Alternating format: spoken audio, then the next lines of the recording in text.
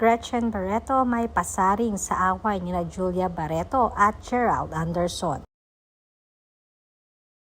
Naging hot topic na naman ngayong araw ang relasyong Julia Barreto at Gerald Anderson.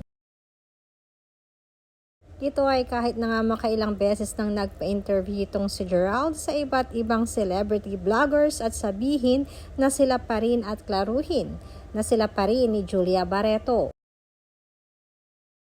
Ganun pa man ay madami pa rin ang hindi kumbinsido sa mga naging pagpapa-interview ni Gerald. Lalo pang tumibay ang hinala ng mga marites nang magbigay ng pahayag kanina ang batikang kolumnistang si OG Diaz sa kanyang YouTube channel. At sinabi nito na hindi nga okay si Julia at Gerald dahil ayon daw sa nakarating na balita sa kanya ay meron talaga silang hindi pagkakaunawaang dalawa. Ito ay kahit pa nga inihatid ni Gerald si Julia sa airport kamakailan lamang papuntang Dubai upang dumalo ng Barrio Fiesta.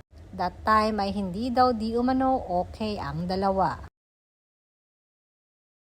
Hindi man i-disclose ni OG Diaz ang dahilan, subalit ayon na rin sa reaksyon ng mga netizens at kung pagbabasihan di umano ang reaksyon ni OG Diaz at facial expression nito ay mukhang medyo malalim di umano ang tampuhan ng dalawa.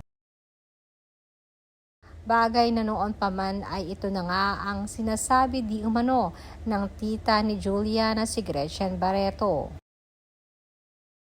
Matatandaan kasi noon na kasagsagan ng away ni Gretchen at Julia ay mas kinampihan ni Gretchen si Bea Alonzo na ex ni Gerald Anderson na noon ay kasama niya sa isang teleserye.